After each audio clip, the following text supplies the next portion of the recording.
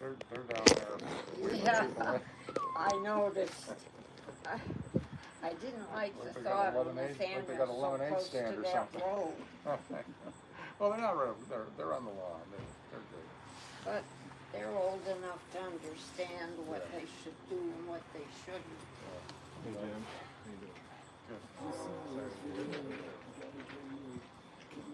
Savannah goes to college.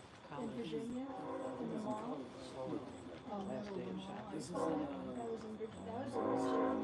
they don't think about it. It's not. That's just the institution you have to pay before It's a kid got away from him. not real See quick. all these kids working.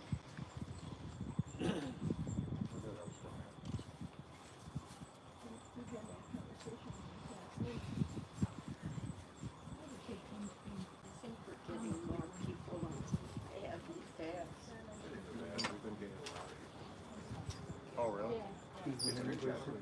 Not at all. Have a seat, of course.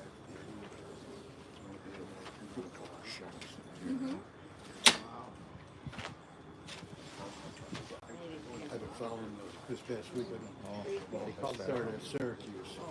I'm working my way back to the river is receding as I'm following the canal all week long. It's really interesting. In September, when it really starts. Yep. Yep. So, So you haven't been to Buffalo yet? oh yeah, Oh, you have? Okay. yeah. And See, so I'll probably shoot down to Syracuse. And there's a copy follow it down. Yeah.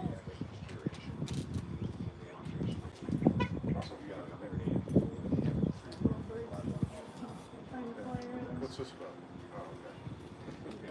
you're getting the same problem I have with the other shirt. I've got several places. One is very big, so I keep using my old one. They did a lot of work in Oh, the Flair 5. Yes.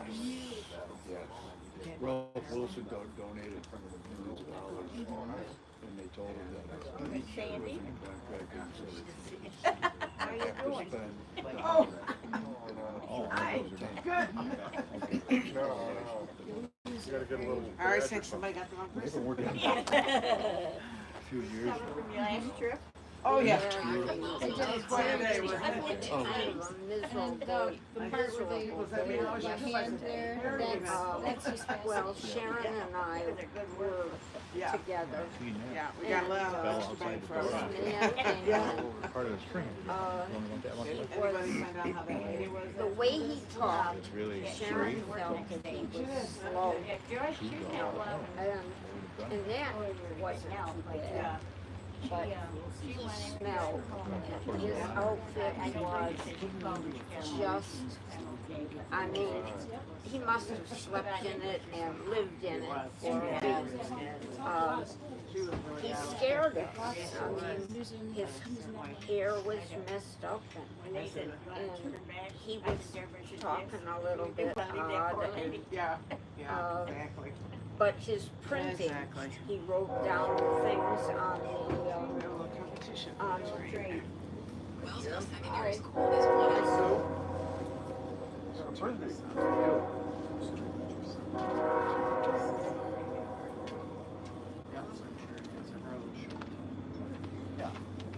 Good, Greg. Printing. Hi, how are you, Mabel? Good. Good. I mean, Good. neat. Hello, Bradley. He came in and looked at the maps, and the one map that we have in the room in here, he started talking about living in freedom and being in Crystal Lake. Well, he showed me on the map exactly where it was, but he was kind of mumbly and, like I said, dirty. And when anyone told him anything, he would do it.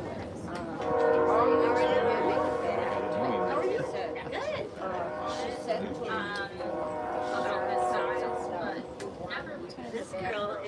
Yes, I have the morgue, right? I wasn't born. She worked at the hospital. I think I can remember his first name. Tracy, yes, yes. My mother made it. Yes.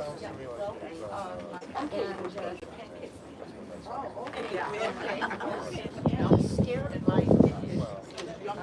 We closed both doors after he left the museum. We closed both doors. I always heard that. Yes. But when he was, Did we make it up this year? Oh, we didn't. We made it up. Didn't we? We didn't go with the seniors, but we went with just us. oh yeah, George and I went up. So I told him, I No. said, zip up. And he did. He zipped up. I mean, it was true.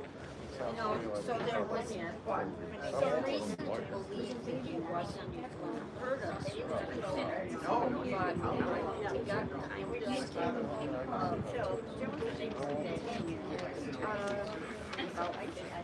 He was older. She lived in Hi, how are you? Good. Good, Sandy. Oh, thanks for saving me a seat. You really are amazing. Hey. Unbelievable. Always looking out for you. Is that in your way? No. Were you gonna move it? Move the post? Move the post? If it Well, was? I was gonna park your butt over here, you know? No, that's all right. That's all right. I'm not blocking Sandy. No, I see right between the two of you. Okay, great. I'll scoot over a little bit and improve your line of vision. So, My eyes go around corners. wonderful. Yeah. but Proud. I'm Yeah, pleasantly good. surprised. it just happened.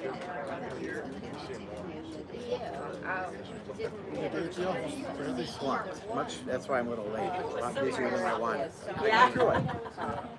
8 months. Have you come over Who's to counting? these yet? I don't think This is the first one we've come to. We actually forgot about it, and I was looking it up the other day. When's the next one?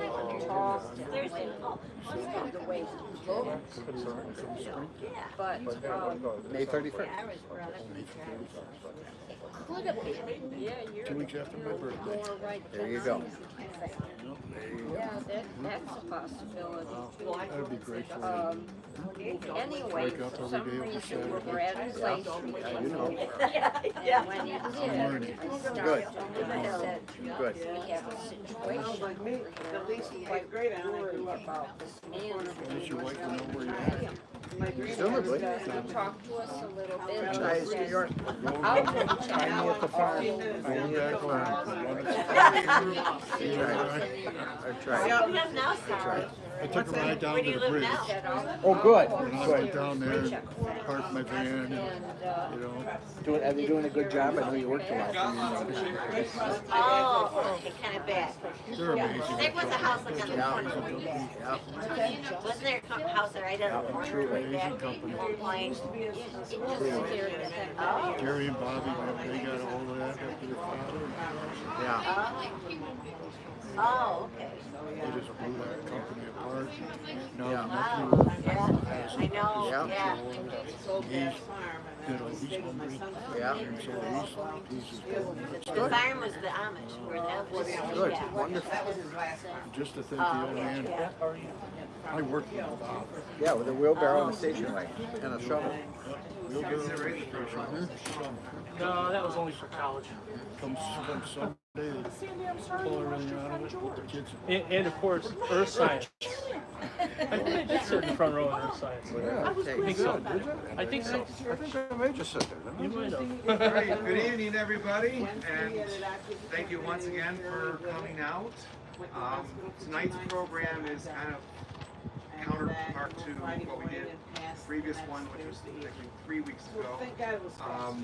When I was setting up the schedule for the summer, knowing that it was the bicentennial year for the Erie Canal, I figured we should do something to mark that.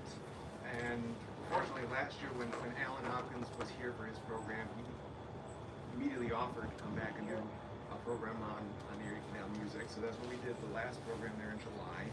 And I also wanted to see if we could get somebody to come in and do a little bit more of the history of the canal. As I was explaining to our speaker, not really in a position to be able to do much in the way of an exhibit, since we don't here in Cattaraugus County have a direct direct connection with the canal itself. But I wanted somebody to be able to come in and do something history related. So I reached out, and I think it was in October, to the Erie Canal Museum in Syracuse and asked if anyone would be able to come out and do a program like this.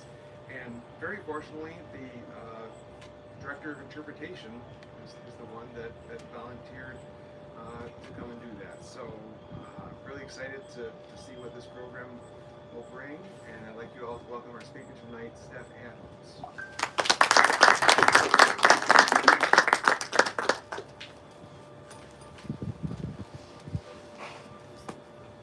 Okay, let's see. Can you hear me okay? Am I too loud? No. Okay.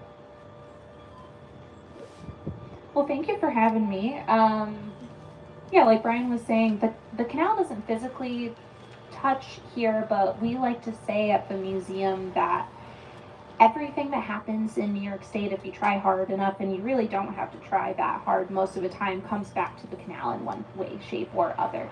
So today I'm going to do a broad overview of the canal, but if there's something specific that you're hoping to hear about and I don't touch on it, I would be happy to try to answer any questions that you may have. Before we talk about the canal, though, we have to, it's weird hearing myself in the speakers, so I'm going to stand back here. We have to talk a bit about what New York State was like well before the canal, about 12,000 years ago. So at the end of the last ice age, as the glaciers were receding, for a time there's going to be something called Great Lake Iroquois that covers much of upstate New York, and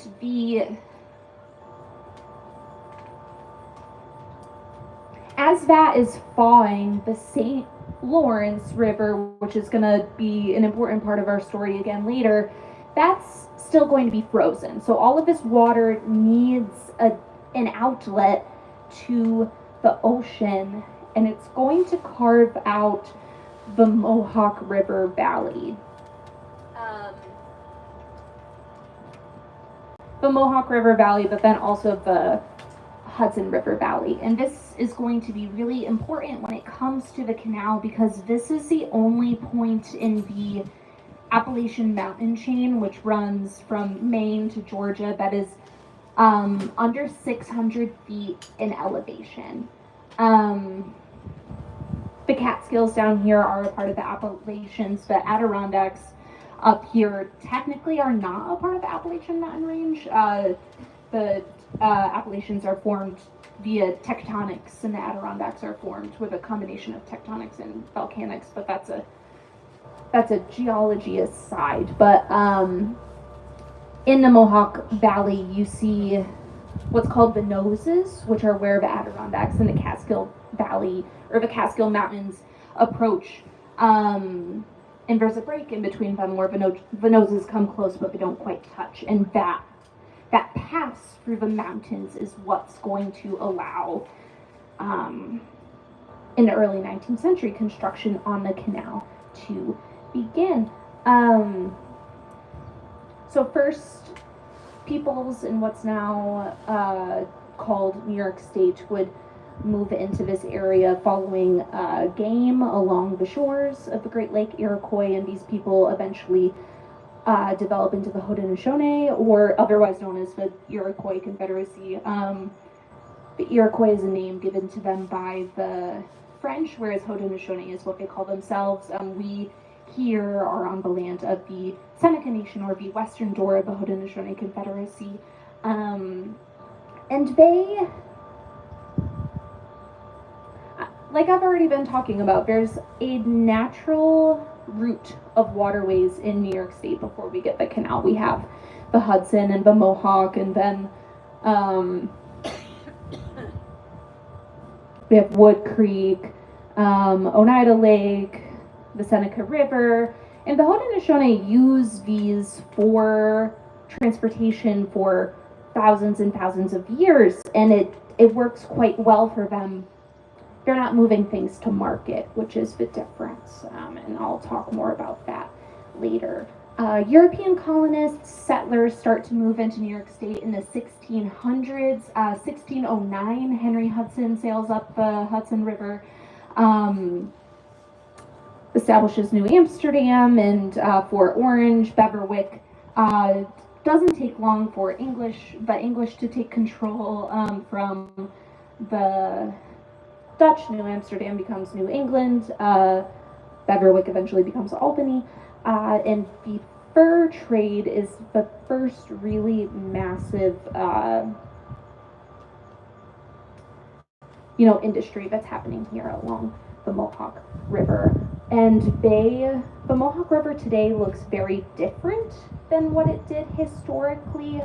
It used to be much windier. There were lots of rapids. There are waterfalls. There's waterfalls at Cohoes, which is a little bit outside of Schenectady, and we see in people's written accounts that, before settlers had gotten as far west as Niagara Falls, people saw Cohoes and remarked, wow, these must be the biggest waterfalls on the continent. And that turned out not to be true, but they're very big. So we're starting to see with these European colonists and then settlers issues with transportation.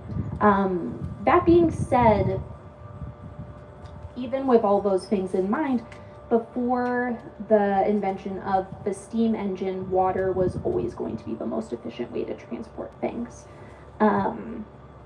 Before the Erie Canal is constructed, if you wanted to get from New York City to Buffalo or vice versa, that would take you about a month, maybe up to 6 weeks, depending on the time of year that you were traveling. And to ship what would weigh about a ton would have cost $100. And later I'll tell you what figure those change to. Some major changes start to take place with the Revolutionary War. There's George Washington orders in 1779 something called the Sullivan-Clinton Campaign. This is a mass clearing of the land. It's a scorched earth campaign conducted against the Haudenosaunee, where 40 Haudenosaunee villages are methodically burned and their surrounding crop fields are also burned. Survivors of the Sullivan-Clinton Campaign flee to the winter to Fort Niagara in Buffalo or nearby Buffalo Creek. They remember the winter of 1780 as being the worst winter in their memory, and by the end of that winter, about half of their population had died from starvation or exposure, though very quickly the Haudenosaunee reestablished their traditional system of government and subsistence structures at Buffalo Creek, and they bring the federal government back to the table in 1794 to reaffirm the sovereignty of their lands at the Treaty of Canandaigua. So why am I bringing all of this up?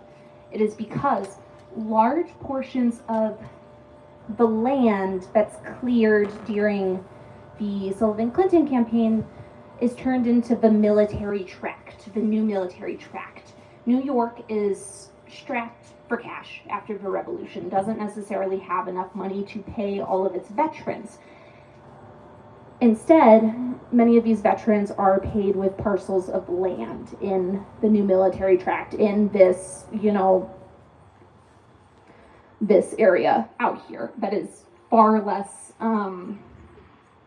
settled by white folks than out here in the Mohawk Valley, because there isn't that transportation infrastructure yet. Some people would move out to their military tract lands. Other people would sell land to speculators for a bit of a profit. And speculators are like really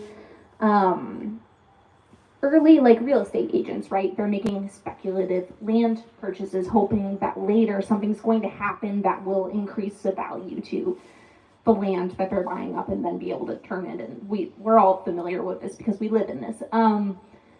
Demand from these settlers is to better access to eastern markets is going to be one of those rationales for building the canal.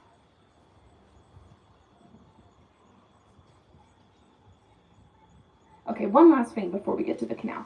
There is an attempt beginning in 1792 to do some, not like a massive project like we see with the canal, but some minor improvements of natural waterways, some building of like a couple mile long bypassing canals by a private company established in 1792 called the Western Inland Lock and Navigation Company, and that would be founded by Philip Schuyler, Revolutionary War general, and maybe now more famously known as Alexander Hamilton's father-in-law.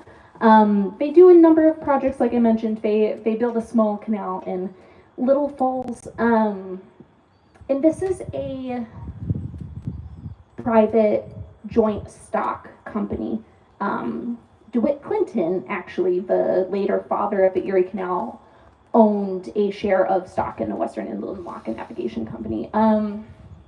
As a private company, they're trying to turn a profit as they are beholden to their shareholders. So they're not necessarily building things in a way that will last the best because that's more expensive. They're building things out of wood instead of stone. It's cheaper. Wood, when exposed to water over time, rots. So they have to keep replacing the few locks that they make. They have to keep replacing them, and the only time that they turn a profit is during the War of 1812. Because getting supplies to the front, which, you know, is in Western New York, is very important, and they're able to jack up the prices on the state a little bit. This is all to say that as a private corporation, they do not have the capital to make a massive infrastructure project like that work in the 1700s, early 1800s.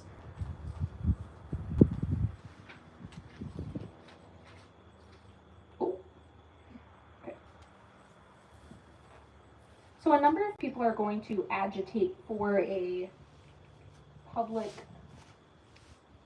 publicly funded canal project, including DeWitt Clinton. He's going to become the governor of New York State, running on the promise of building the canal. Before that, he was the mayor of New York City. At the time, being mayor of New York City was an appointed position, and he was appointed to this position by his illustrious uncle, Governor George Clinton. So a little bit of nepotism there, but that's fine. He is called the father of the Erie Canal because he is, I guess, most associated with the big legislative battles that take place to actually get it built. So they start digging on July 4th of 1817. They start digging in the middle here in Rome. The first 16-mile stretch to be completed is between Rome and Utica, and later I'll talk about why they start in the middle instead of either end. But a couple quick statistics. It is the historic original canal is 363 miles long, and that is entirely artificial, except for about 11 miles of Tonawanda Creek. Today, like out in the eastern part of the state, the canal is canalized Mohawk River, but at this point, they didn't have they couldn't dredge the river to make that possible. So it is completely, except those 11 miles, a hand-dug ditch across the entire state. It overcomes about 571 feet in elevation. The math on this isn't exactly 571, but it's close enough to illustrate the point. How wide is a football field? Or how long is a football field? 300 yards, or 100 yards, 300 feet. Yes. So if you take 2 football fields, put them side by side, and then flip it like this, that's almost how much taller Buffalo is than Albany. They're able to build the canal in New York State because relative to the rest of the eastern seaboard where we're dealing with the Appalachian Mountains, it's flat. It's flatter, but that doesn't make it flat. To overcome that elevation difference, there will be 83 locks on the original system.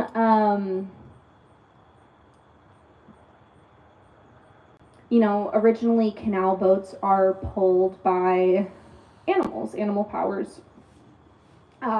Mules, horses. Mules become preferred because of how stubborn they were. Horses would work themselves to death sometimes. Horses also would drink the dirty, gross canal water and get sick, whereas the mules knew that they deserved a bit fresher of water. This is a bit of an aside. Well, not really. So the first steam-powered boat developed by Robert Fulton is going to travel on the Hudson River more than 10 years before the full length of the canal is opened. So why aren't we using boats with engines on the canal for so long? And it's because of how big engines originally were. Like, how computers at first were really big, took a whole room, and eventually they got smaller. Those engines were huge. The original canal, and I think this is the next number that's going to pop up on my screen. No, it's not. Never mind. The original canal is only 40 feet wide and 4 feet deep. That's tiny. And they almost immediately realized that they built it too small. This is all to say that so when you would get your boat over here to the eastern terminus, it would be pulled by a tugboat down the Hudson. If one of those tugboats were to go on the canal, it would destabilize the canal bed, and that's why we don't have that. How much, pray tell, did all of this cost, all of this massive investment in human power and infrastructure? About $7 million. And today, in the day of billionaires, $7 million sounds like chump change. But at the time, this was 1/3 of the entire New York State's GDP. Recently, I learned that when the Palace of Versailles was built in France, and this is a little different, but opulent, grand project, that cost 1/4 of France's GDP at the time. So this is extraordinarily expensive. It's difficult to figure out with the changes in rate of inflation exactly how much money that would be, but I've seen it compared to being comparable to about how much money the government paid to put a man on the moon in the 60s. This is a big expense, and the federal government did not pay for any of it. New York State took on this all on its own. At this time, there's still a lot of debates about, as there is now, about what the role of government is, what it should be, what the role of the federal government is, what should be left up to states. When Thomas Jefferson was approached about the idea of building a canal like this, he said it would be, quote, little short of madness.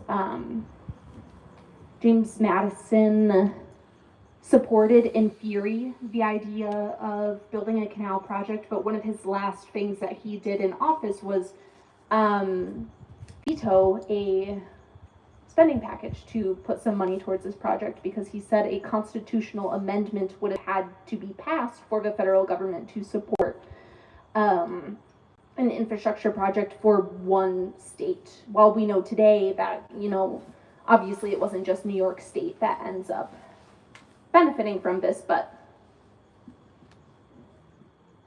that's the situation then. And I will talk in a bit about how New York actually goes about paying off that debt. But first, the canal had to be engineered and built. When they start digging the canal in 1817, there are no professionally trained civil engineers in the United States. There's some military engineers, like West Point is there, but they're not working on this kind of thing. So the Erie Canal is really the first hands-on school of engineering here. Instead, we're looking for local talent in a variety of ways. A lot of time, men who had been working in surveying or math. The man on the top left there, that is Benjamin Wright, who had a little bit of experience with the Western Inland Lock and Navigation Company. He worked surveying for them, and he saw what they did wrong. He got the chance to learn from their mistakes. He starts supervising the middle division. He was living in Rome, but he ends up becoming the chief engineer on the whole thing. And today he's considered the father of American civil engineering by the Society of American Civil Engineering.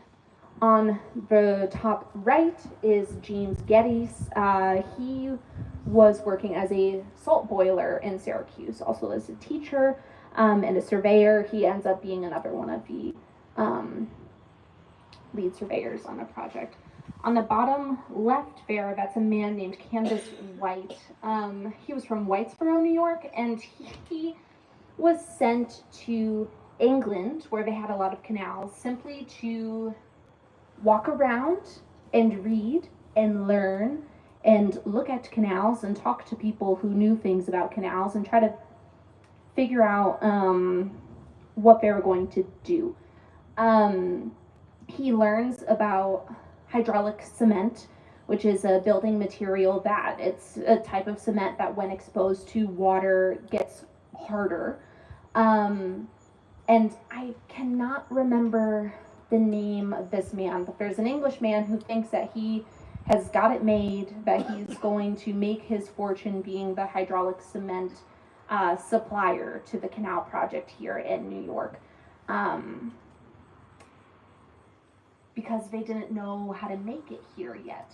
That would have been, it was already very expensive. And if they had to ship hydraulic cement across the ocean, that would have been prohibitively expensive. And what happens is Candace White comes back here, and outside of Chittenango, he finds a kind of limestone here that can be used to make that material. So he is credited with making the first American hydraulic cement. So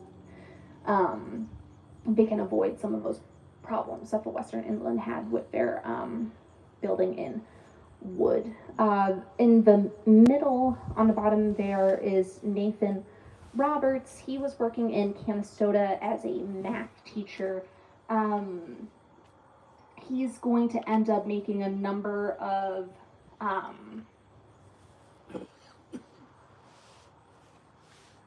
important technological advances. He'll design the Lockport Flight of 5, work on the deep cut there, which I'll talk a bit more specifically later. And then the last man on the bottom right is John B.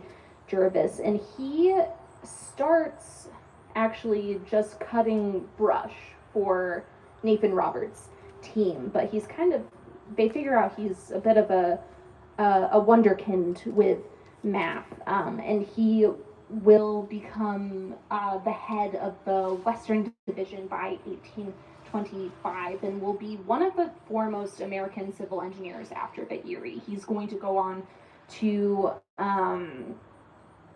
designed the first American locomotive. He also designs the Croton Aqueduct, which is what supplies water, or what did supply water to New York City. So there's engineering it, but what about the actual digging of the project? So thousands of men are going to be involved digging the canal. The middle division, like I mentioned earlier, they start in Rome and dig to Utica first because that is the flattest part of the state with the least elevation change on the canal route. That is, and since there were no professionally trained civil engineers, they say, okay, we're gonna start where it's easiest and kind of learn what we're doing before we tackle the more difficult pieces of elevation change, like particularly by Lockport and then by those waterfalls in Cohoes out by Schenectady that I was talking about earlier. By 1820, the canal will be completed in between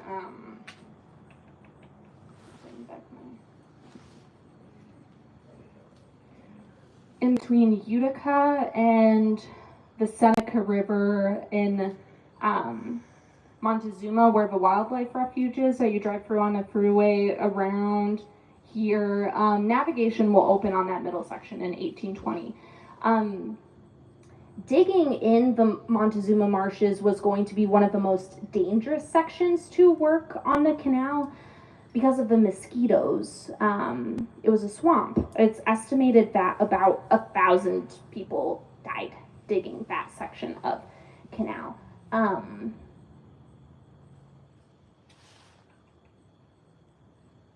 The state utilized a system of independent contractors to build the canal.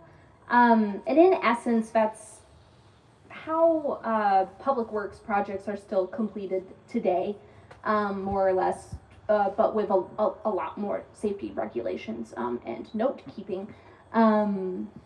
Contractors would be given a contract for between a half-mile to 2-mile stretch of canal, and once they completed that section, like, they could get another contract, but then contractors would employ the men doing the actual digging. So the men doing the digging were not employees of the state, they were employees of the contractor. This, in effect, saves the state money. And then we have like that slide of gentlemen engineers that I showed you. Engineers are employed by the state and are surveying, supervising these contractors, and a little bit the men who are working under them.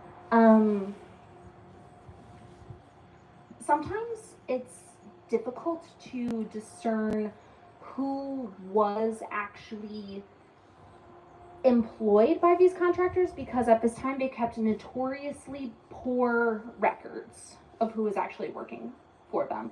From what we can tell at the beginning of the digging period, like particularly when they were working on that middle division, it was a lot of American-born farmers, people who may have already been living close to the section of canal that they were digging, and in their off season or their less busy season went to go earn a bit of a cash wage. It was later when we get towards the eastern and western sections that we see the workforce shift to primarily immigrant labor. First, a lot of Welsh, and then of course the Irish are going to be most associated with digging the canal. There were also Black individuals working digging the canal. Sometimes people ask us if enslaved labor was used to dig the canal, and again, that's a really difficult question to answer because of the nature of contractors' records. What I will say is the canal is completed in 1825. Slavery is not abolished in New York State until 1827. And in 1810, according to the census, 1/3 of all New York State households still contained enslaved individuals. at least for Syracuse, I can tell you the story of a man named Isaac Wales. Isaac Wales, his enslavers' family relocated from the south to Manlius, which is right outside of Syracuse, and he makes an agreement with his enslaver that he's going to purchase his freedom with a loan which is secured for him by an abolitionist lawyer who's working in Syracuse. An $80 loan. And he pays off that loan by digging the section of canal that runs, or today it doesn't, but at that point ran through Clinton Square in Syracuse. But we don't know that from the contractor's records. We know it because it was in his obituaries in the newspapers when he died. So we are sure that there are many stories like that to be found, but it takes this kind of creative historical digging. Men who were working digging the canal did receive a cash wage, but it was not much, usually less than $1 a day.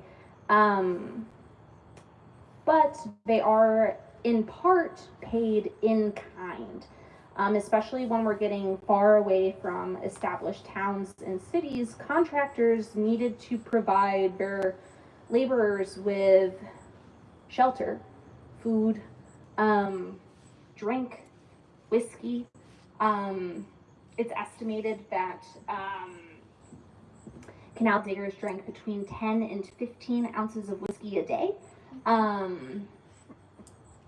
This might be apocryphal, but it is said that, especially towards the end of the canal digging period, say there was a difficult day of digging, the contractor would, in addition to their daily ration, the contractor might place an additional barrel of whiskey at the point where he wanted his workers to stop digging for the day. And while it is true that, water wasn't as universally safe to drink then, so it turned to things like ale and whiskey instead, but this is also kind of, there's a system set in place where workers are dependent for all of their basic needs on their employer with the help of alcohol to keep them pliable and maybe not complaining about how dangerous it was to use black powder to blast through stone, especially as we do not have dynamite yet. Not that dynamite was particularly safe either, but it was at least a little bit more stable. Anyway, a lot of the labor is done just with old-fashioned shovel, but there are some new inventions that help make it a little bit easier. The precursor to the modern wheelbarrow is actually developed for the canal in Rome. Previously, the wheelbarrow had just literally been a box on wheels with 90 degrees. That's not really good for mud and dirt. Getting it out, it would get stuck. So the wheelbarrow that has this more rounded edge is developed for the canal. We see here in this image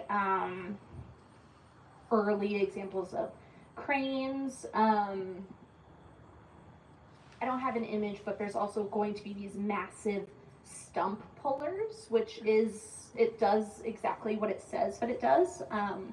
It was this massive contraption of basically like a rod, and on each end there would be a 16-foot high wheel, and you would attach a chain to the rod, or axle, I guess would be the actual technical term. You would fell a tree and then connect that chain to the stump, hook up the device to a team of oxen or draft horse or whatever you have around, and they would pull until the stump and all of its roots came out. A lot of trees have to come down to build a canal, and like I mentioned earlier, the original canal, it's only 4 feet deep. That's the height of your average, like, 4th, 5th grader. It's not very deep. You can't leave those stumps bare, but the bottom of the boat's gonna hit it. So all of this massive amount of labor, have some new inventions. It's kind of a miracle that they finish it in only about 8 years. And the result is really, especially for the time, an engineering marvel. This on the right is that Lockport Flight of 5. Lockport is situated on the Niagara Escarpment, which is a geological ridge that runs along the top of New York State. The Niagara Escarpment is what Niagara Falls falls over, but this is like the most dramatic elevation change in one spot. So you have to go through a series of 5 locks to overcome it. This is going to be the only place on the original canal that, from the get-go, they do double-chambered locks. So someone could go both east and west at the same time. The rest of the locks are single-chambered locks, so the canal also brings us a favorite American invention, the traffic jam. Someone could go east or someone could go west, but not at the same time. So that's going to be, they immediately realized that they built it too small in terms of dimension, but also in terms of the locks. On the left is one of 18 aqueducts on the original system. This is crossing the Seneca River in Montezuma, and an aqueduct is it's a bridge for boats. It's a water bridge, so that the canal can cross over naturally occurring rivers, streams, and not have to go down into and out of the water. I don't have a photo of it, but I believe I mentioned earlier, the deep cut, that's going to be a massive, I think almost a mile-long section blasted through some very hard rock just before Lockport, because the elevation of Lockport is slightly higher than the elevation of Lake Erie, so they had to build this open air tunnel essentially to just, with momentum, push that water to the start of the canal.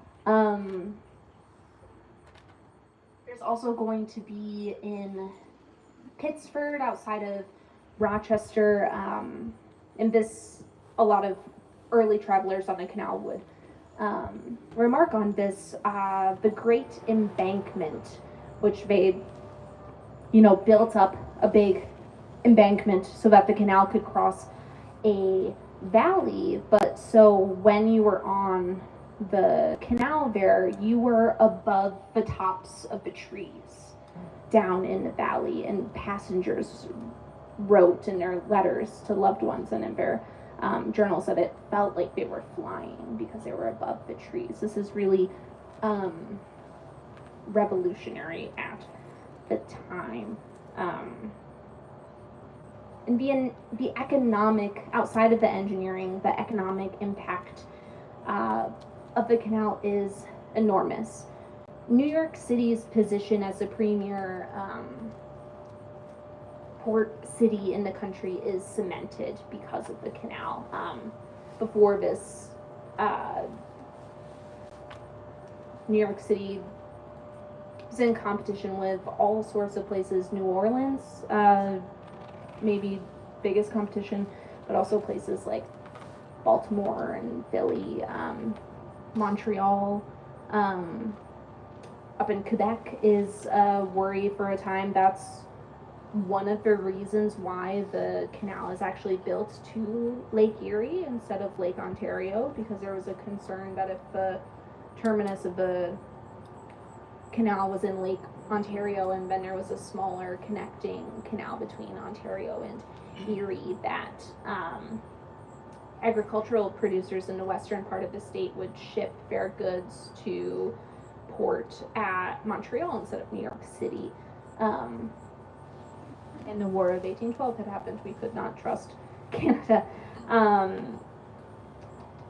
Earlier I had mentioned stats on how long before the canal it took to travel, and how much it costs to ship things. So about a month to get from New York City to Buffalo, and about $100 to ship a ton. After the canal, that journey is going to take 5 to 7 days, and what would have cost $100 to ship now costs only about 10.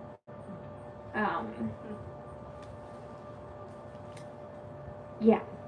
Cities and towns along the canal are going to grow rapidly. This is Clinton Square in Syracuse in 1820. So the canal isn't fully complete, but that middle division is complete. Navigation is happening through Syracuse. In 1820, according to the census, Syracuse isn't even incorporated as a village yet. There's 250 settlers living in that area. Just 10 years later, it's going to be just over 11,000, which is about a 44 times increase. And then by the turn of the century, by the year 1900, there's 100,000 people living in Syracuse. Rochester sees some of the most dramatic population growth in its first decade of having the canal. It has about a 500% population increase. The phrase boomtown is developed to describe this phenomenon of how quickly these places are growing. And because of this, the canal is often called the mother of cities.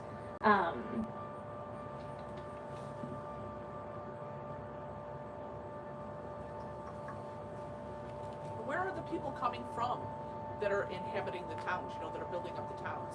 Right, so lots of people are coming from New England. New England is very packed at this point, especially when we're talking about before the agricultural revolution. Really, many people are practicing subsistence agriculture. They're not necessarily farming for market, but they're farming to feed themselves and their families and maybe a bit of their surrounding community. You need land to do that, and second, third, fourth sons are not inheriting that land from their fathers. Land in New England is running out. And all these people first come to the colonies and then the United States as, this idea of you can have land. We don't have nobility here. People come to America for this promise of land, and then New England is getting too crowded. Also, another thing that's going to happen is for immigrants, people who are moving to this country after the canal is completed, the state is going to exempt their personal possessions from taxation if they're moving west on the canal. They have to pay for their own individual passage, of course, but they don't have to pay taxes on what they're bringing with them. So, I hope that answers your question. Yeah, thank you. Places along the canal are all going to, industries will quickly grow in these places, and every place has its own specialty products, if you will. Syracuse becomes the salt city. Even before the canal, like I mentioned, James Geddes, one of the engineers on a project, was working as a salt boiler. There are naturally occurring salt deposits underground in Syracuse. Salt is very important, particularly before refrigeration, because this is how provisions are kept good. But in terms of when you're selling goods like that need to be sold in bulk, so say salt out of Syracuse or Rochester, now is the FLOWER city, but it was originally the FLOUR city. The Genesee River Valley has a microclimate that's particularly well suited for growing grain. If you want to be competitive on the market selling things like grain or salt, you need to ship things as quickly and as cheaply as possible. So people knew that there was salt in Syracuse and how valuable it was, but getting salt out of Syracuse was an issue. One of the ways that the state is actually going to help pay for the canal is they put kind of a hefty tax on salt for a while, but after the canal's done, and the salt business becomes easier, I think the people working in the salt industry forgive the state for this. By the time of the Civil War, more than half of the entire country's salt is coming out of Syracuse. So Rochester is the flower city. Rochester also has waterfalls, the Genesee Falls. So grain would be grown in the Genesee River Valley, floated up the river, and then later we have the branch canal, the Genesee Valley Canal, but that's not operating for very long. The wheat would come up to the city, and then there were plenty of mills that harnessed the power of the waterfalls to grind that grain into flour. At its peak, 25,000 bushels of wheat were being ground into flour a day in Rochester, and then just plopped on the canal, sent down to New York City. Lots of other non-agricultural industries are going to pop up along the canal.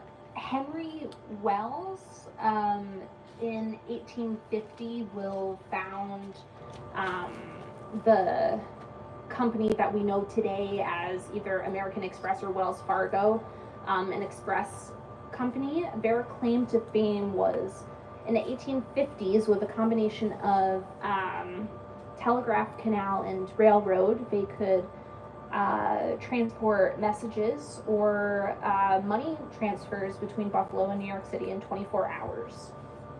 We're also going to see lots of things like typewriters, automobiles,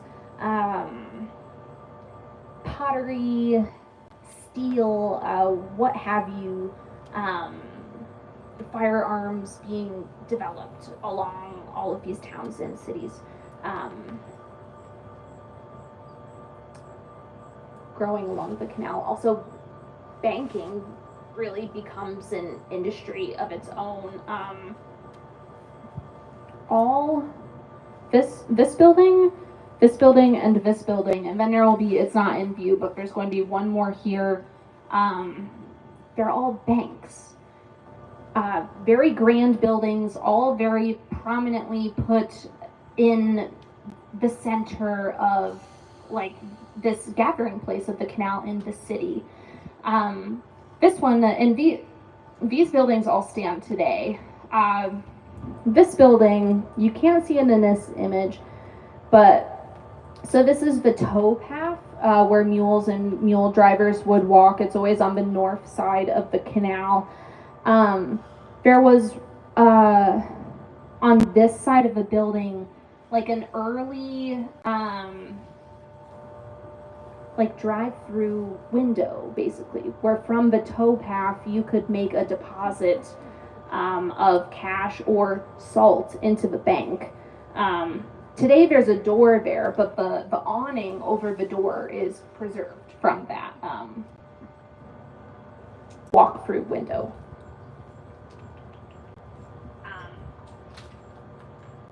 We're going to see canal mania really both through the state and then throughout the country. Other places in New York State see the success that is in the population growth brought to places along the canal, and they want a proverbial piece of the pie. A lot of the engineers and laborers who worked on the Erie would move on to these projects or projects further west, but they're not all as successful as the Erie, in part because of geographic barriers, and then also because of expansion projects. So the slide isn't coming. I'll come back to that in a second. This map shows, so these are some of those lateral canals in New York State. The first one that's built, and it's kind of a misnomer, but they're called lateral canal. Anyway, this is the first one to be built basically simultaneously with the Erie, that connects the Erie with Lake Champlain, New England, beyond. We get the Oswego Canal, which connects Syracuse through Oswego to Lake Ontario. They do it a little bit later, so the threat of Canada on the other side isn't really a issue anymore. We have the Cayuga-Seneca Canal, which connects the Finger Lakes region up to the canal, and then the Shenango, Chemung somewhere, the Genesee Valley Canal, the Black River Canal heading up into the Adirondacks, and then we have a whole bunch more throughout the Midwest. One of the reasons why, besides like geographic concerns, that these aren't going to be as successful is because of the railroad, which is coming. And I'll talk a little bit more about that later. This is a bird's eye image of Syracuse. It's a little bit odd because, normally when we look at an image like this, we assume that up here is going to be north, but this is east. So this is the Erie. This is the Oswego Canal. This is Onondaga Creek, which connects to Onondaga Lake, which is up here. This here, if you're familiar with Syracuse at all, you might know of an area called the Inner Harbor. That's here today, but these are massive salt drying beds. Originally, salt is produced by boiling it. You would pump water underground, pump water with salt in it back above ground, and then boil up the water until you have salt. But this requires a massive amount of wood. At the peak of the salt boiling method, they're using 1,000 cords of wood a day to keep up. So they eventually switched to solar evaporation, which is a little bit slower, but you don't need all that wood. And right here, specifically at this intersection of the Erie and Oswego Canal is, there's a circle there for me, the building where I work. So herein we get into how the state decides, taxing salt producers actually pays for the project, which is other taxes. So this building is called a waylock building. At one point, there were 7 waylocks throughout the canal system. They were in Albany, Troy, Utica, Syracuse, Rochester, Oswego, and Waterford. Yes, but the rest have all been demolished or otherwise lost to time. This building is essentially a massive scale, or it's like, this analogy doesn't really work with students on field trips anymore, but on the thruway, before it was all automated and we had to stop and get the, you know, the little ticket that said how much you had to pay depending on where you were going, that's what these buildings were for. So you would pull your canal boat into the chamber, and there were lock gates on either side, both this end of the chamber and the other chamber. Those gates would close and drain water out of a chamber just like other lock would drain water out of a lock chamber. And there'd be a wooden cradle at the bottom of the chamber connected with, you can kind of see them here, these big steel arms, which were then connected to a massive scale mechanism inside the building, so it would weigh your boat. The canal would be open roughly between April and November every year. It closes in the winter because it freezes. But so at the beginning of the navigation season, say you were a captain of a canal boat, you would take your boat to your nearest waylock empty of anything, and you would get your boat weighed. And then that weight would be officially recorded. Later in the year, you were taking a boat full of lumber down the canal. You'd stop and get weighed again, and from that weight of boat plus lumber, you would subtract the weight of your empty boat, and the remainder must have been the weight of the lumber. And then depending on what it is, be it lumber or flour or salt or apples or whatever else, there'd be a different tax rate associated with it. In a way, New York State is able to favor certain goods, things produced in New York State, by giving them more favorable tax rates than things produced out of state. Sometimes people ask if it was possible to cheat the system, and inevitably, yes.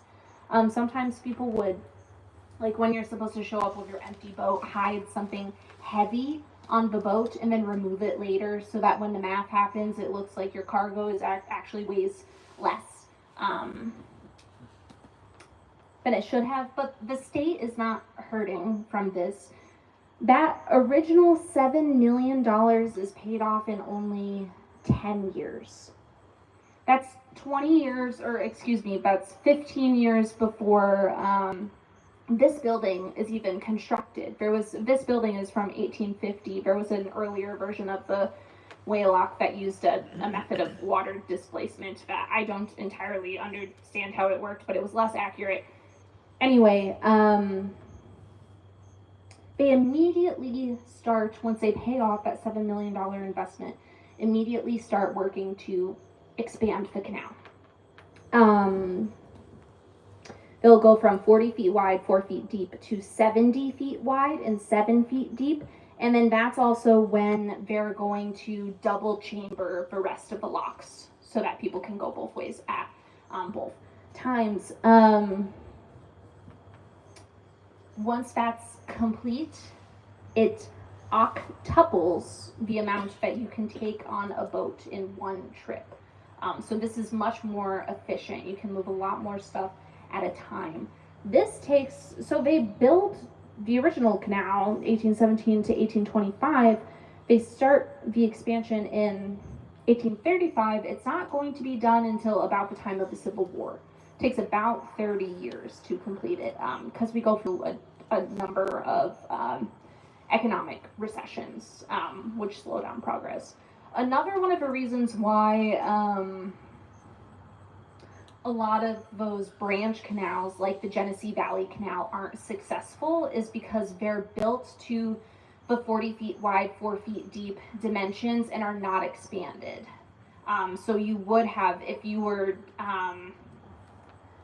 moving things on the Erie and your boat that can handle the octuple load and then needed to go south, you'd have to put that all on another boat, or at that point, you can just put it on a train, and it's going to be faster. I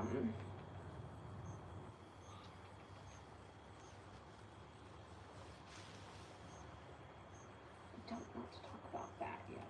I'm going to talk about social change along the canal. Have you all heard of, I think it should extend this far southwest, but have you ever heard of this area being called the Burned Over District? Or are familiar with that? Lilydale? Yeah? Okay. So, and it's all going to wrap up and connect in just a second. Just stay with me. So there is a massive religious revival happening in this area of New York State about the time that the canal is being constructed and immediately after. It's called the Second Great Awakening. And you can think about the Second Great Awakening in two main strands, or at least I do. You have a lot of brand new religions popping up in canal towns. Mormonism starts in Palmyra, which is a canal town. One of Brigham Young's first jobs actually was he worked painting canal locks and fixing the Port Byron dry dock. But spiritualism is started by the Fox sisters outside of Rochester.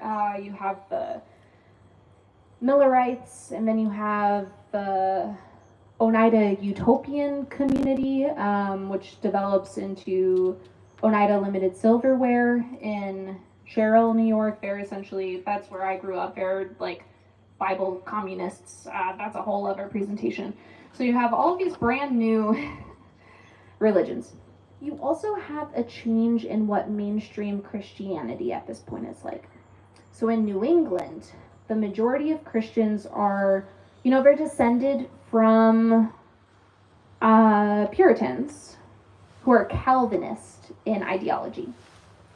Calvinists believe in the tenet of predestination, which means that when you are born, it's already been decided if you're going to heaven or to hell. It's already been written.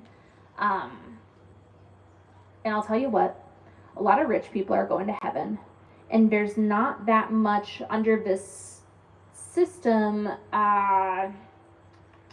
incentive necessarily to do charity. What starts happening in the canal corridor is people like this man with his arm raised is named Charles Grandison Finney. He's a traveling preacher, and there's a bunch of them. He's probably the most famous. Going around holding massive tent revivals, preaching the idea of perfectionism instead. And so what perfectionism says is that to achieve salvation, you have to publicly profess your belief in Jesus Christ as your Lord and Savior. And then you have to root out all of your own individual sins. And then you have to go into your community and root out the sins that you see in your community around you. And only by doing that can you bring about the millennium, or the second coming of Christ. This is really advocating for a more, personal relationship with God, as opposed to a very rigid, hierarchical, Puritan kind of thing that's happening in New England. So he's not just, and so he's traveling on the canal. His biggest tent revivals are going to be in Rochester and Utica. He's not just preaching about Jesus, he's also preaching against things like drunkenness, because now there's this need to reform.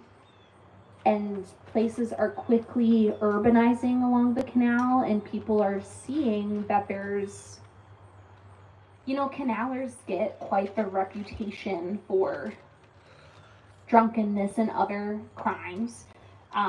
people are seeing that there's a need to reform these communities. By 1835, there will be there will be about 1,500 places along the canal route to buy alcohol. And those aren't all equally spaced out, but it is the equivalent of one place per quarter mile of canal. It was rampant. He's preaching against drunkenness. He's also preaching against slavery. He's an abolitionist. And from this religious change grows all of these social reform movements that we know are so prevalent in New York State during the 1900s. The Underground Railroad is conducted along the canal and in canal towns and cities. We know the women's rights movement is huge in this area. The first Women's Rights Convention is held in 1848 in Seneca Falls, which is located on the Cayuga-Seneca Canal. And those women who organized that conference got their start first working in the abolitionist movement. So all of these things are connected. And you might be thinking, like, all of this religious thing, isn't this just a coincidence that this happens in this place, in this time? And I don't think so. Some scholars of religion have started interpreting it as a kind of trauma response. So today, the pace at which technology changes is like this, right? There's something new, what feels like every day. So we don't think about it as much. But at that point, like when I was talking about the population of Syracuse in 10 years increased 44-fold, that's crazy. The canal makes the world both incredibly,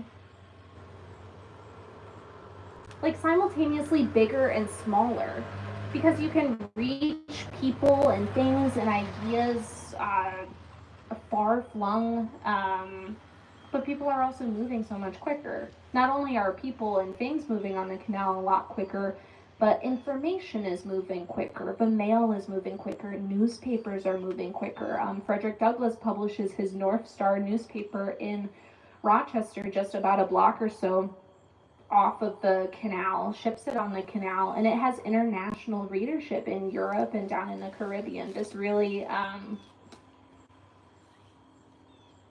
not just in terms of economics, but socially changes so much. So the idea is that the pace of people's lives is rapidly changing, and people are turning to God as a way to cope. Either this new, for the time, really revolutionary idea of having this more personal relationship with Christ, or one of these, the number of new religions to choose from on what you can call like the American religious marketplace, really.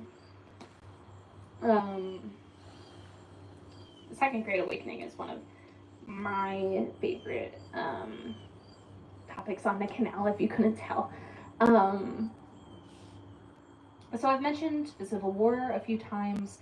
Canal traffic does start to decrease and I'm wrapping up, these are the last couple of slides, in the 1870s, largely because of the railroad. In the 1890s, there's another planned expansion for the canal, because, you know, they think, well, if we keep making it bigger and bigger, that'll fix the problem. People will want to use it. It's supposed to become 90 feet wide and 9 feet deep. But that doesn't work out, largely because of some good old-fashioned corruption, in terms of a little bit of money laundering for contractors. It's called the $9 million expansion, if anyone is interested in learning more. But after that happens, there's some debates about whether the canal should maybe just be abandoned.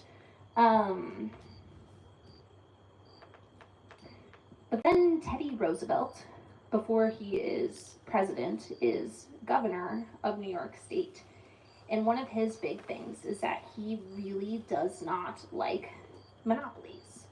And he sees, the way he sees it, the railroad has a monopoly on commercial shipping in New York State.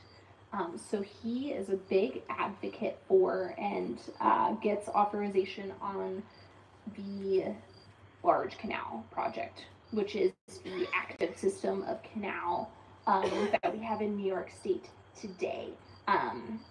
They start working on it in 1904. It's completed in 1918. At this point, it will still be, and this is a picture from barge canal construction, also largely immigrant labor, but at this point, a lot of Polish and Italian labor working on the barge canal.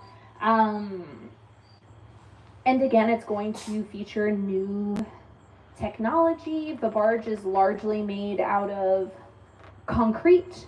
The locks are much, much bigger, and they are run with electricity. If you go to a barge canal lock today, lock tenders love talking to people. They would probably show you if you asked, but the switchboard in like how they control the lock, that is over 100-year-old General Electric tech. The barge canal has kept certain like more traditional crafts alive in New York State, because if something breaks, you can't just go down to Lowe's or Home Depot and get the part. New York has to maintain shops and the molds to,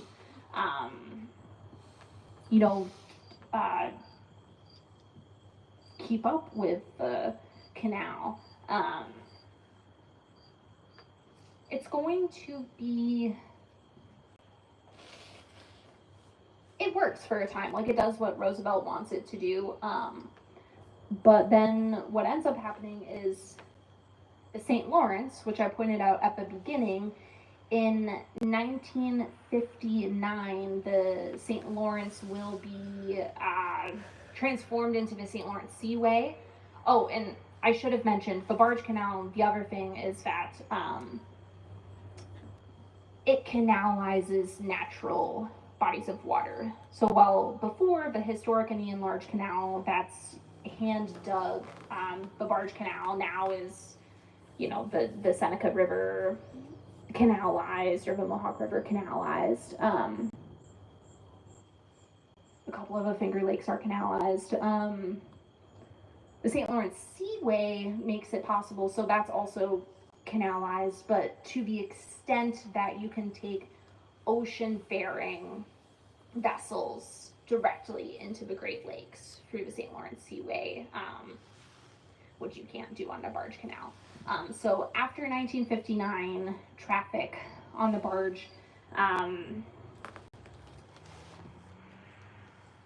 starts to decrease, particularly into the 1970s, but around the turn of this century, there's renewed interest in the canal and what it offers in terms of history and heritage and recreation, and the Erie Canalway National Heritage Corridor will be established around the year 2000. This shows the barge canal system today, so a lot less of those lateral canals that we saw on the other map. The route has changed in a couple places. For instance, so the width of the barge canal is supposed to be 120 feet. In places like Syracuse and Rochester, the city had grown up too much around it that, a lot of buildings would have had to come down for the canal to have been built there. So now the canal in Syracuse runs north, connects to Onondaga Lake and Oneida Lake. In Rochester, it runs a bit south. There's some places like, so in Syracuse, they end up filling in the canal and make Erie Boulevard. But there's, if anyone's looking to go on a canal trip at any point, there's a 36-mile long stretch of preserved canal called the Old Erie Canal State Historic Park that was actually retained to be an emergency feeder to the barge canal in the event that it ever needed an emergency water source. But so to wrap up a little bit about what's going on now, this image can now be updated because this was to commemorate the beginning of the bicentennial period in 1817, or not in 1817, in 2017, and now it is the end of a bicentennial period in 1825. And New York State in 2017 embarked on this project to kind of reimagine what the canal means for us today in the 21st century. Recreation is is the biggest use of the canal today. In 2020, the full length of the Empire State Trail was completed, which is 750 miles of trail following the historic route, the historic towpath of the Erie Canal, the Champlain Canal, and then the Hudson River. And in 2022, over 3 million people used the Empire State Trail.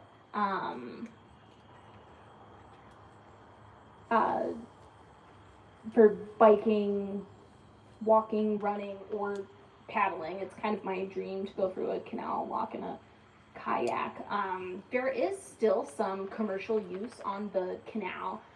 I don't have the stat for last year yet, but in 2023 it was about $30 million worth of cargo still moved on the canal. That image there is brew tanks being delivered to Genesee Brewing in Rochester. They were too big to move on a thruway, so they moved them on the canal. But more recently, last year, there was that new pedestrian bridge made in Italy, transported to Buffalo on the canal. A fun fact for you, a barge is about 300% more fuel efficient than a semi-truck. And a single barge can carry between 60 and 90 semi-trucks can carry. So, I don't know, I see some opportunity there.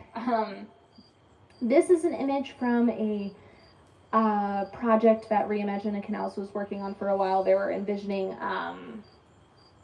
all these different community development projects that could happen to better integrate the canal into communities where it still runs. This was a planned pocket community in Canastota, which still has not come to fruition yet, but a little bit closer to here in Brockport. Another one of those Reimagine Canals projects was there's a new,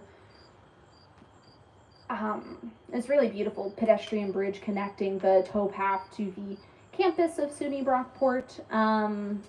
There's also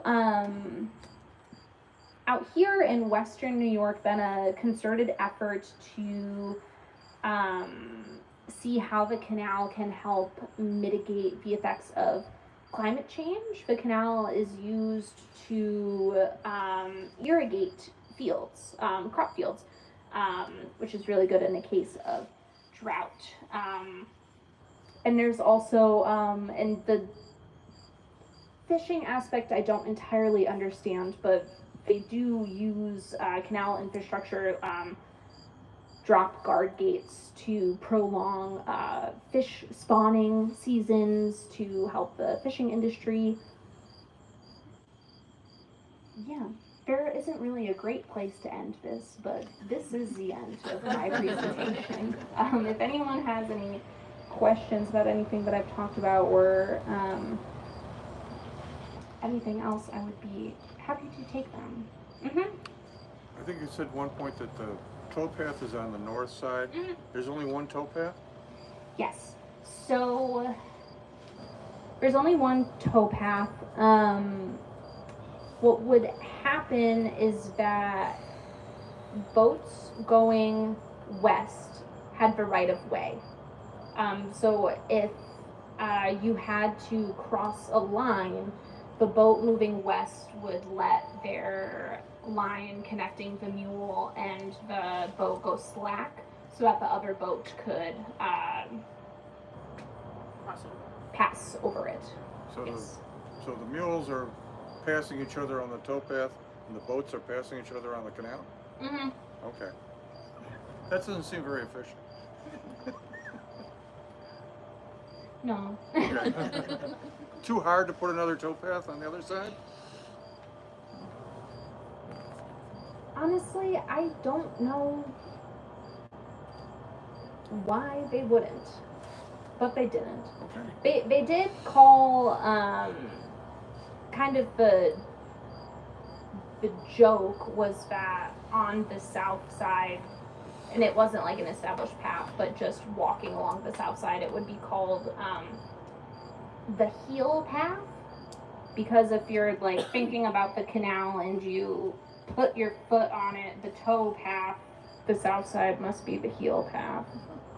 But yeah, mule drivers always walked on the north side. No distilleries on the south side.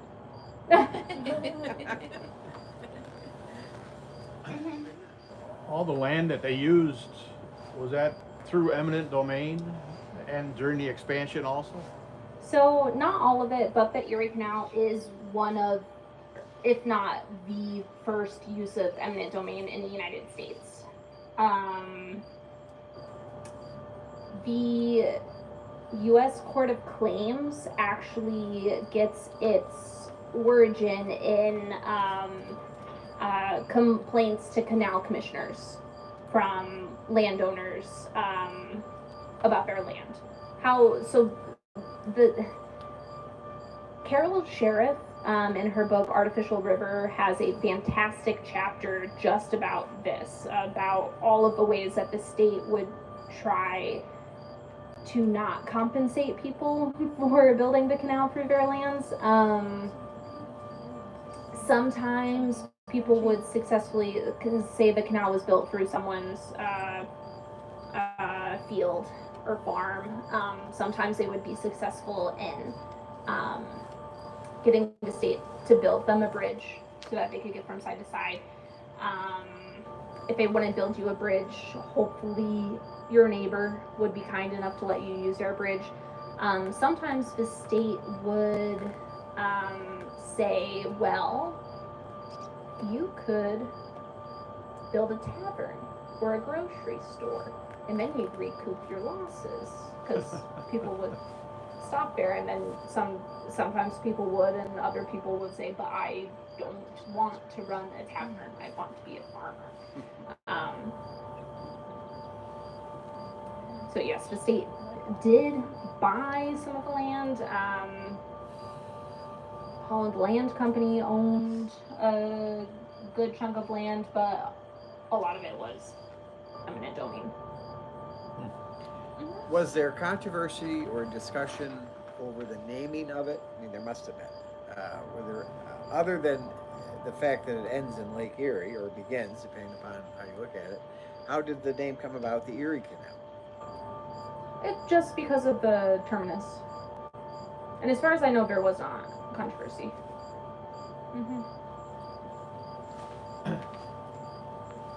When they're digging it, I'm assuming there wasn't much water, so how do they control when they actually put the water in without flooding everything that they were doing? The different water sources. That's a great question.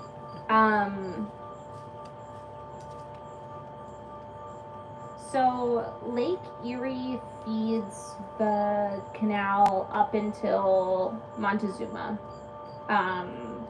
where the Seneca River is. One of the very last couple things to be completed were the deep cut and the flight of 5. So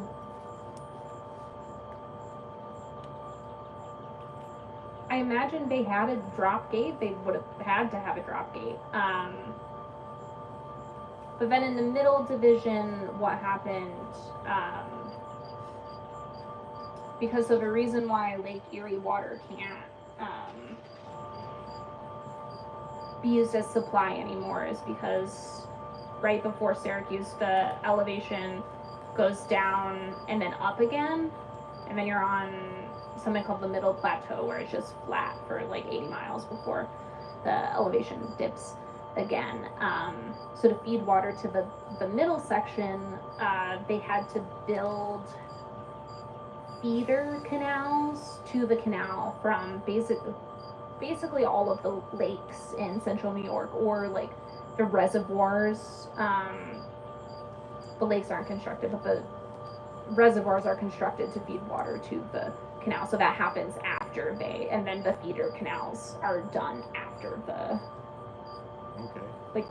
system is done. Okay. So when they called it Clinton's Ditch, was it meant to be derogatory, or was it okay? Yes, so now Clinton's Ditch it's like a term of endearment. Yeah. But it was initially supposed to be derogatory, particularly among people who were living down in the city, because so many more people are living down in the city than what we call upstate at that point. They were worried that, their taxes were going to be paying for this thing that wasn't ever going to be of use. Yeah. Mm-hmm. When they had accidents on the canal and they had to shut a certain area down, like say you're in Syracuse and they have collisions and stuff, how do they shut the water off from this side and that side, drain it, fix the problem, whatever it may be, with the boats? I've seen pictures of the canal boats all twisted upside down and stuff. How do they do that? Where they shut the water down, where the guys can get in there? So I don't think there's one visible in that picture, but They have to drop go to gates yeah. are guard gates, which they look in Western New York. There's still a lot of them. They, for lack of a better analogy, kind of looks like a massive guillotine. That you would drop it and then gate, like a sluice gate. A sluice gate. Yeah. And then but I've never seen one. See, that's the reason why I asked. I haven't seen one. Yeah, there's some in Rochester, in Genesee Valley Park, but then there's other ones outside of Medina. There's a couple, but so you would drop the drop gates, and then with culverts you would drain and then it would depend on where you are, which culvert you were draining out of. Mm-hmm. Wasn't Cuba Lake part of a drainage, and then it was used to fill the river? They didn't have water because something happened. So Cuba Lake is a man-made lake. Right. It was created to be a water source for the Genesee Valley Canal. They dammed Oil Spring to make that. Yeah. Mm-hmm. Thank you. Mm-hmm. Okay, one other question. Okay, now in the fall time, they shut the canal down, correct? Because it freezes. Do they drain the whole canal completely, or today? Or well, back when they were working it back then, in the 1800s? Did they drain the whole canal and work on areas that needed to be worked on? So no, it depended on the section. Some sections would be drained. All of the locks would be pumped out so that you could do maintenance on the locks. But in other places, the canal would just freeze. Like in Syracuse, we have these really cool pictures of people ice skating on the canal. I see. Mm-hmm. Yes, the locks would be pumped out. I see. When they were working in Lockport, I seem to remember they had a big problem with rattlesnakes, and a lot of people were getting hurt. Especially in, our kids went on tours, and they remember seeing that in the Lockport Canal system, which was tied to the Erie Canal, right? I don't know, you heard anything about the rattlesnakes? No, I don't know anything about the rattlesnakes. That's really interesting. Yeah. Well, I thought so. I do know it, not the same thing, but I was talking earlier about this is just a fun fact, the mosquitoes in Montezuma. One of the things that they would try to do to ward off the mosquitoes would be that they would burn manure from the animals that they had around to try to keep the mosquitoes at bay. Yep. Thank you. Thank you.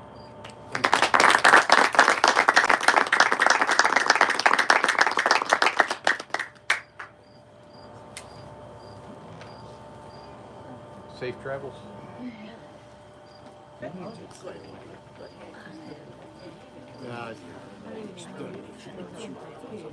No.